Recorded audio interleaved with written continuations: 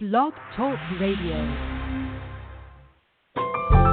Welcome to Last First Date Radio, featuring interviews with experts in dating, relating, and mating in midlife. And now, here's your host, Sandy Weiner. Hello, everybody. This is Sandy, and I am the Chief Love Officer at Last First Date. I am the Confidence, Communication, and Love Coach for women over 40, and every week I love bringing you cutting-edge authors, experts, coaches, matchmakers, people who can teach you how to have a healthy, lasting relationship so you can go on your last first date, especially if you are over 40. And today I am honored to be speaking with author Larry Bilotta about how to keep the chaos and the wrong people out of your life.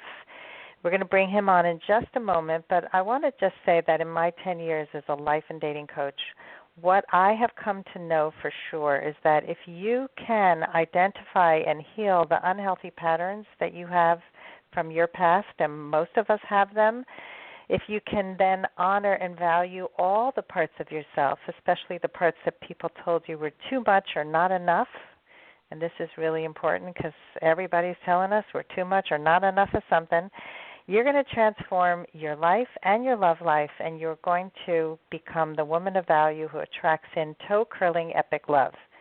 I know some men listen to this show, so I don't think the men should become women of value, but if you're a woman and you want to become a woman of value, and these tips actually apply to men too, if you want to value yourself, which I think everybody should, I share a tip every week about valuing yourself, and this week's tip is to love yourself first. It's step number 3 in my 30 steps. And why do we need to love ourselves first? Lucille Ball actually said it. You have to love yourself first. I mean, tons of people have said it. And our self-love is not, self-aggrandization. It's not selfish.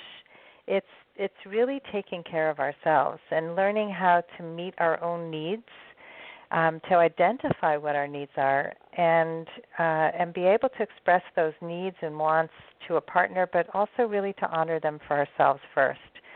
So if you know you need a certain amount of sleep and you're consistently giving it up because you want to please somebody else, that's not loving yourself first. If you know that certain foods make you happy and you eat those foods on a consistent basis, that's loving yourself first. So you take care of yourself, and you're going to make everybody around you happy. A couple more tips before I bring on Larry, and one is I always let people know about my Facebook group. Many people have joined by listening to this podcast, so if you're not yet a member and you are a woman over 40 and you want to join a group that is positive and supportive, always interesting and very well managed, unlike a lot of other large groups, it's called Your Last First Date on Facebook. Please join us. We would love to have you. And I want to give a shout-out to our sponsor, Audible, audibletrial.com/last first date, and you'll get a free 30-day trial and a free audiobook. So that's audibletrial.com/last first date. And now for our guest, Larry Bilotta. He was married over 43 years, in an age where Larry just said to me, it's like a miracle, where everybody is divorced. He is the leading authority on understanding people, marriage, and relationships. And for 27 years, he lived in a marriage made in hell, and those are his words. But in the 28th year, he fell in love with his wife. Today, after transforming his own marriage, Larry holds the key to bringing a marriage back from the brink of divorce, even after the papers were filed. So join me now for episode number 293, How to Keep the Wrong People Out of Your Life. Welcome, Larry. Well, Sandy, great to have the opportunity to be here. I was looking forward to this. Well, I'm looking forward to hearing, first of all, how you brought your marriage back from the brink of divorce, and then we'll get into the topic. But I think it's a fascinating thing in this day of people abandoning relationships so quickly. I love the title of your last first date. I love that title. Your last first date. Who doesn't want the last first date? Everybody wants that. And you know what I learned in my 27 years of hell. And by the way, I went into hell when they impeached Nixon. I came out when they elected the second Bush. So that's how long this hell was. That's a long hell. So, yes, it was. And the reason why it was hell is because I did not know what was happening to me or why it was happening. So that 27 years was me learning pieces and bits and by the way, what made it hell is Marcia and I are absolutely opposites in virtually every way you can count. And because we're opposites, so, you know, when you start out in your 20s and you're very immature, you don't understand anything other than yourself and the way you're programmed. And so she's programmed in a completely different way than I am. And so she was fighting for her programming while she was trying to rip my programming out of me because she believed it was bad. So my parents programmed me badly, and so she was going to rip it out by force. She was going to force me to change into her value system. So does that sound familiar? Yes. What we all do to each other. We all want to program, we all want to rip the programs out of the other person and make them live according to our programs. And by the way, they call it a value system. But that's really what it is. I call it the invisible lifestyle. And lifestyle is the definition is a way of life or a style of living that reflects the values of a person or group. That's what lifestyle is. And so the invisible lifestyle is the value system that's programmed into you in childhood in those first 10 years when your brain is forming. And so when you come into your adult life, you know, you're carrying those in your subconscious mind. You don't know what they are. They're just so much a part of you, you just can't even, barely recognize them or identify them. But when they're offended, boy, you know it. And you don't know exactly why you're offended, but that's what's offending you. This person is literally stepping on your parents' value system. Like in a really troubled relationship, when it gets to being angry at each other, the famous phrase, "You're just like your mother, you're just like your father," is shouted at the other spouse. And what they're saying is, you're the worst of your mother, you're the worst of your father. That's really what they're saying. And so nobody wants to hear that. Nobody wants to hear, "I'm the worst of my." First of all, they don't want to hear, "You're like your mother." They don't want to hear that. Or "You're like your father." They don't want to hear anything that's critical. But what the other spouse does is they look at the value system you came from, they look at the worst of it, and they say, "You're just like your mother," as a condemnation. So Marcia and I had that for a long, long time. And that's what made it hell, is her value system was clashing with mine. And because we were clashing, and I was in a lot of pain with, Marcia's a very, very strong-willed woman, and I'm very soft-hearted. So it was no contest. She was like a kamikaze on her last mission. She'll go down with the plane. So I'm not a fighter. I don't want to be a fighter, and she was a really good fighter. So we were it was just so horrendous. I don't know. Could barely, like people say, "Well, why didn't you run away?" That's what we do. We run away. Well, why couldn't I run away? Why couldn't she run away? Because we were both programmed by our parents to stay married and miserable. That is a program. You stay married, you stay miserable. It's not anything you can control. Once it has you, you have to stay in a miserable marriage because the program says, "Stay married, stay miserable." So our parents stayed married, they stayed miserable, and so when we got married, sure enough, we couldn't escape. We couldn't get away because the program literally held us in place. So a lot of what this 27 years was, it was just me searching for answers. Why was I searching, so motivated? Because I was in so much pain. When you're in a lot of pain, you're really ready to, it's a perfect place to learn when you're in pain. And so you want to do something constructive, and you want to dig, and you want to find the answers. And so that's what I was doing. I was searching through all the vast knowledge of the human race to try and find answers, because Marcia was making me so miserable. So that's what the 27 years of hell was about. The end of the 27 years, when they elected the second Bush, was me coming out of that and seeing something that I really never saw before, is that I was learning to accept just what you were saying. You accept yourself as you are. And so what I was realizing is Marcia was threatened by my value system. And that's what was making her angry. That was her way of dealing with it. Because it turns out in her childhood, that's the way her parents dealt with things. They got angry. My parents avoided everything. they were great avoiders. And so I'm an avoider, and she's a confronter. Well, you know, do you want to get into your last first date? You want to find out if you're programmed to be a confronter or an avoider. Because typically avoiders attract confronters. Confronters attract avoiders. And when you're dating and you're under the oxytocin and the dopamine of the love drugs, you know, that the National Geographic love issue of 1995, I think it was, the article explained how the chemicals literally blind you, so you can't ask hard questions like, how were you programmed in your childhood? Because when you marry somebody, when you get into an intimate relationship, you move in together. What comes out of that relationship in the day-to-day is the programming of your childhood. And if we think of a scale of 10 being the best emotional place to grow up and 0 being the worst, if you're raised anywhere between 5 and 0, you're literally carrying all of the pain of your first 10 years. It's what I call a chaos kid. So you're raised in a chaos of abandonment or abuse or neglect, and there's both physical and then there's mental or verbal. And so whatever you had in abandonment, abuse, or neglect, you're literally magnetized to the person who has matching childhood pain. And when you get near somebody who's carrying the same kind of you're magnetized to the same childhood pain, and you don't, obviously none of this is conscious, but you're attracted to that person. And when that pain matches, the chemistry turns on. Oxytocin, dopamine, endorphins, they turn on. And when that happens, boom, you're in love. You're attracted and you're in love. And when you're in love, all of the dark ugliness of your childhood disappears. It all goes away.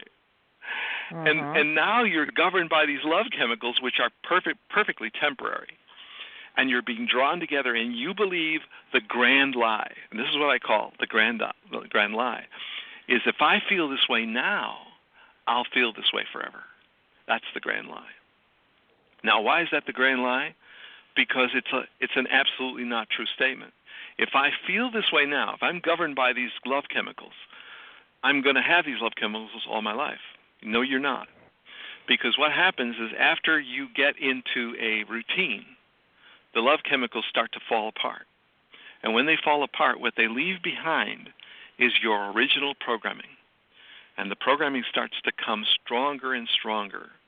And I've seen this pattern. I've done over 1,600 one-hour interviews over a period of 6 years with people in troubled marriages. And I discovered a series of patterns. And one of those patterns is that when you are in the 35 to 45 world, in that range, the pain of your childhood gets so strong, it can literally take over your personality and turn you into a person who enters a midlife crisis. It's not midlife, it's midlife crisis. And what is the crisis exactly? It is the personality of the worst of your programmers coming in your intimate relationship and literally taking you over, knocking you out, putting you in a daze, and taking over your face, voice, muscles, and body. And when you're there, you're what I call program possessed. It could last 10 minutes, a half a day, a full day, and during that whole time, you're really not awake. And that's actually what destroys intimacy. Intimacy is I trust you and I enjoy you. And what program possession does is it comes and destroys I trust you and I enjoy you. And so if we have two people literally going between program possession, they're bouncing between program possessions. And if you look at it, if you're program possessed once a month, 12 times a year, and your spouse is program possessed 12 times a year, that's 24 times a year that your intimacy is being pounded and crushed. And I've done this in these interviews. I've asked, where are you now? And I trust you and I enjoy you. And their scores, typically on a 10 to 0 scale, is their 4, 3, 0. That really low score. They have no trust. They have no intimacy. It's gone. Where'd it go? Well, it was killed by program possession. And the thing about program possession, it's the thief that you cannot see. You can't find program possession. It literally strikes from your subconscious mind, takes you over in a very short period of time. It just destroys intimacy. And it's not you. It's really not you at all. It's you being possessed by what happened to you in childhood.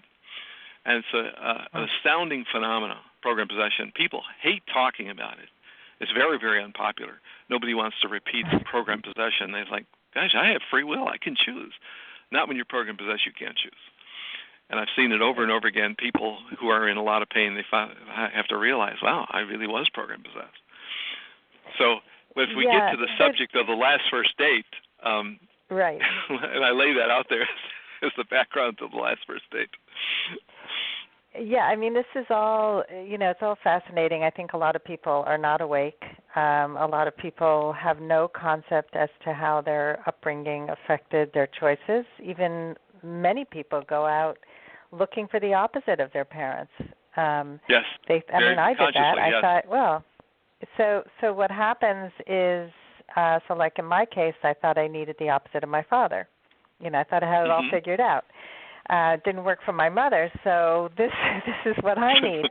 And I ended up marrying somebody who actually was very much like my father in the end. But I was listening to someone talk about this today, that if you, let's say you had a lot of screaming and yelling in your home, like I did and many other people have poor communication in your childhood home, so you go out looking for somebody who's calm, like somebody who doesn't scream. But that person also may be somebody who doesn't speak at all, who holds stuff in, right? So that's the kind of the dynamic that you were describing of you and your wife. One who spoke up and one who was a conflict avoider.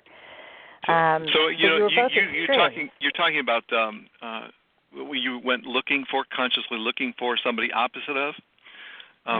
Can we talk about an interview question when you're on a first date or second date? Sure. Here's an interview question. When you consider all of your life successes, how much do you credit to your mom and dad? That's a great first, second date interview question. I like that. And here's how to interpret it. So let's say the question again. When you consider all of your life successes, how much do you credit to your mom and dad? Now, when you ask the question and end up on the word dad, you want to count to 3 seconds, as in 1 1,000, 2 1,000, 3 1,000. And why you're counting for 3 seconds is because it's very important how long it takes that person to answer the question. Because if you get to 3 seconds and you still don't have an answer, that's a bad sign. And every second that goes beyond 3 seconds, the signs get worse. And the reason it does is because when you ask that powerful question, that person is saying, ooh, I didn't have a very good mom and dad. Ooh, what am I going to say? I gotta adjust my answer somehow. See, that's what's doing. What's happening is that person is literally covering for what happened because they don't want to look bad on their first date.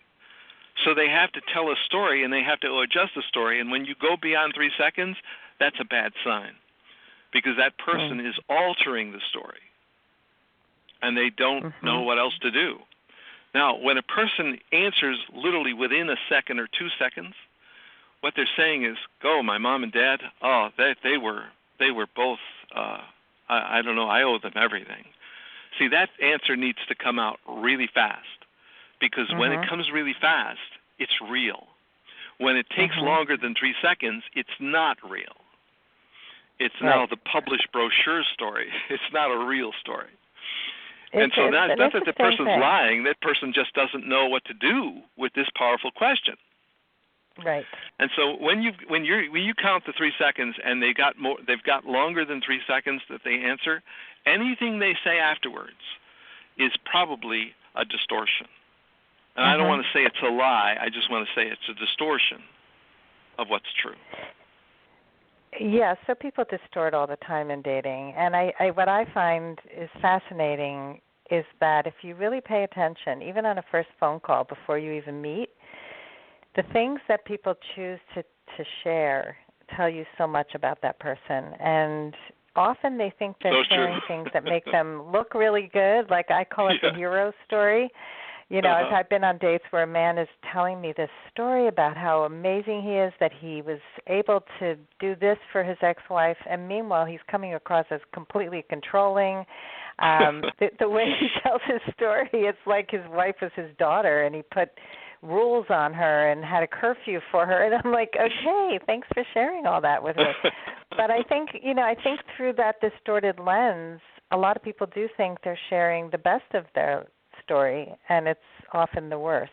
So it's important to pay attention to how people say it, to how long it takes them to answer, and asking about childhood. I agree with you 100% that we have to find out, like, tell me about your relationship with your siblings growing up. What was your house like? And the reason we want to ask the interview question is because we want to know the future. How do you know the future?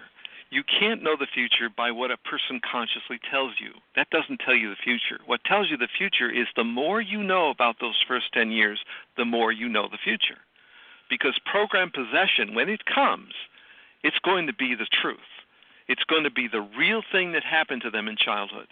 And in those interviews, in all those interviews I did, it was over and over and over again that when people were program possessed, out came the worst of their mother or the worst of their father. That's what came out of them. Not because they wanted it to, but because they had to, because it was a program possession. It was not something they wanted to do. So then when you really are, what you're doing is you're saying, listen, I want to know what you're really carrying around in there. What's in there? What's in your subconscious? And they could say, well, I don't know what's in my subconscious. I don't even remember my childhood, which is a huge glaring warning sign. I don't remember my childhood. It was one of the worst things you could hear. I know. I completely blocked that out. I don't know. Yes. Okay. I see that with clients. I mean, they really have blocked memories, and it's a survival skill. Like when you have terrible trauma, your survival instincts will kick in and say, like, hey, let's just forget about that one. Yes. I've had clients. But when you're program possessed in an intimate relationship, that thing you forgot is coming. It's coming out. Yes, it's going to come back, on you. Right. Yes, it's going to come on you, and you're not going to like it. Yep. And when I was talking about the matching of, let's take a match. She has abandonment energy, and he has abandonment energy. She was abandoned, and he was abandoned in their childhoods. Now, abandonment is kind of a weird thing. Latchkey kids, those are abandoned children. And they don't think of it, I was abandoned. But you are. You're abandoned when you're a latchkey because you're alone in the house, and there's nobody there for you when you need somebody there for you. So that's abandonment. And there's lots of different kinds of abandonment. So what happens is when you get around somebody and you're abandoned in your childhood, and he was abandoned in his, now there's a match. And what's going to happen now? Well, there's two forms of abandonment. The first form is I'm going to monitor you and watch you so you don't abandon me. So it's very controlling, that abandonment energy. The second form is I'm going to abandon you before you abandon me. So no matter which version of abandonment, there's going to be trouble in that relationship because abandonment energy isn't touched, not understood, and it's still sitting down there in your subconscious. And so it's going to come out. If you want to know your future, you've got to know the 10 years. And the way you know the 10 years is with a really truthful question, like when you consider all your successes in life, how much would you credit to your mom and dad? And if that answer comes out as a stumbling 4, 8, 10-second answer, that person is burying all kinds of dark things which are going to come out in your intimate relationship. They're going to come for you, absolutely going to come for you. There's no getting out of it. Yeah, so it is. What if a lot you've like done the work? Like you've done the work on yourself, and you have grown up with poor role models, and you've had damage done, but you've healed. You've done a lot of therapy, and you've done a lot of coaching or whatever.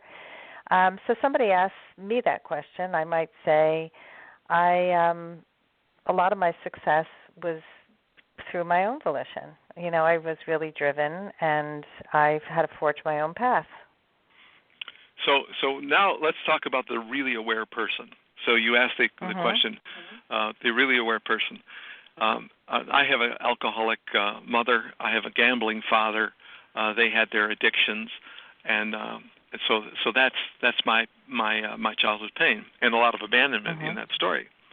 So so when you consider your success in life, what do you credit to your mom and dad? And I say, well, I credit them for giving me a lot of painful memories that forced me to learn. And I'm in the learning process, and it's a very dramatic and long learning process. But I've discovered a lot of things. It's made me not a totally free person. In other words, I don't completely have free will. I can still be program possessed. But what I believe is I'm wake-upable. So if you tell me you're being program possessed, that will literally catch my attention, and I will wake up from the nightmare. And I will go back to being who I really am. So well, if I went on a date with somebody, if I was aware, I could. Right. If somebody said to me, "I'm wake-upable," that would be a really positive thing. I think too many people are. This is who I am. This is how I'm always going to be, and and so it's just like, okay, thanks for that information, and bye-bye. So Sandy, you think about you. When you think about your way of life, your sensitivities are very, very high. I mean, you're doing the show. Your awareness is very high. Your sensitivities are very high. Right. You'd have to have a really awake, aware person before you would not have all kinds of red buzzers going off. Right. He'd have to have insomnia of some sort. Yeah. Yes. He hasn't slept in 5 years. He's totally awake.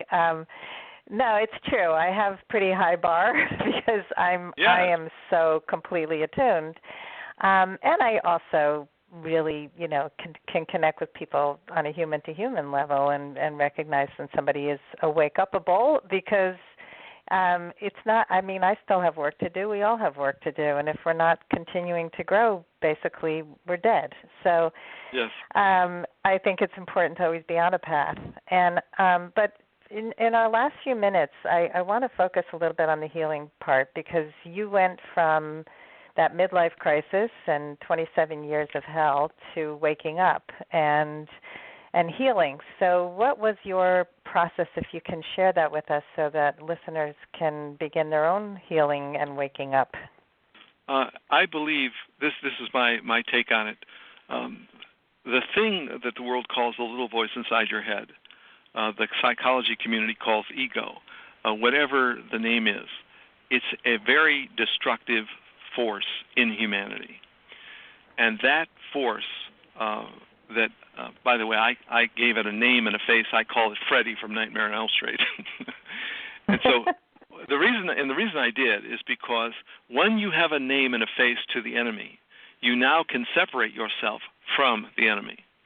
And so if you know that there is a Freddy in you, and you are not Freddy, and Freddy is not you, and you start to separate, well, that's my Freddy talking.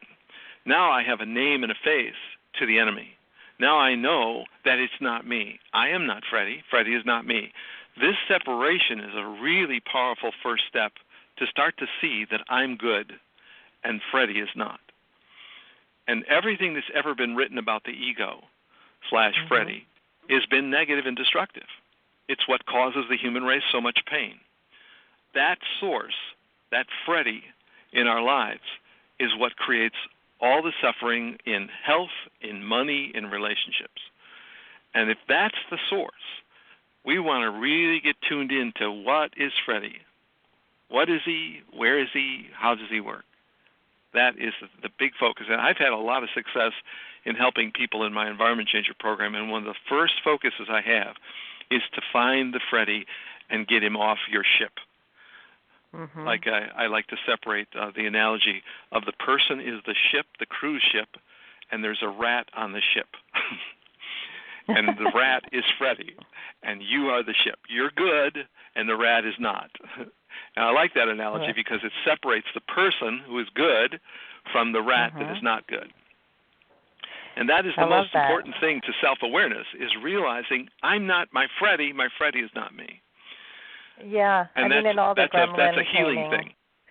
Yeah, no, it's a beautiful analogy, and it's actually where I just am working with my coaching group this week on limiting beliefs and the gremlin that takes over those negative voices in our heads that can destroy ourselves and our relationships. And the first step is really noticing and naming.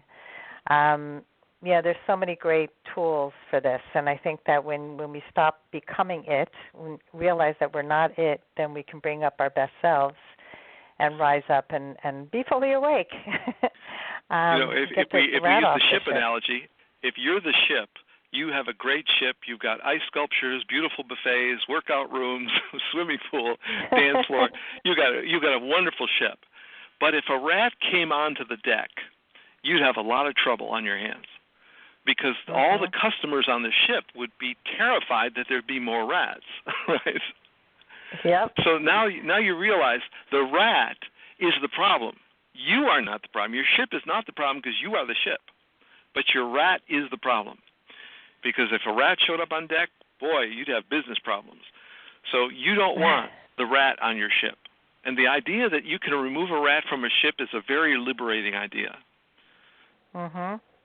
Because it feels good, the rat doesn't belong on the ship.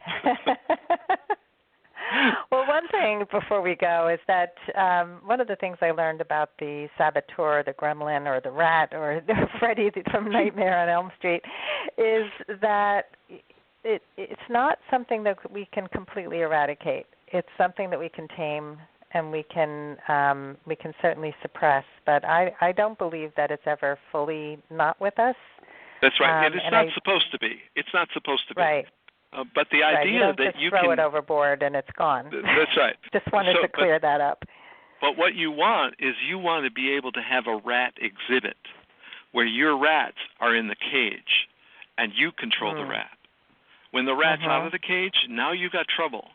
And the rat doesn't belong out of the cage. The rat belongs in the cage as an exhibit. Now, if it does, that's really good, because now people will say, hey, when you're on the ship, you have to check out the rat exhibit. So now we realize our rat needs to get into the cage into a controllable place. Yeah, and you put it down into its smallness and into its, that it can't control and that's where you anymore. That's where your freedom really is. Your freedom is in rat control, not rat's release. That's the name of your next book. Your freedom is in rat control. Rat control. That's what I've become. I've become a rat control expert. I love it. I think it's a great analogy, and I think that if everybody became rat controllers, we'd have a much better world, Larry. So thank you so much for sharing your wisdom with us today. Tell our audience how they can find you and whatever goodies you have for them. If you go to youcansavethismarriage.com, that's pretty much where all my world is. So if you want anything Larry Bilotta leads, also if you enter Larry Bilotta into YouTube, I have a lot of free videos on YouTube. Okay. So you can go to your YouTube channel.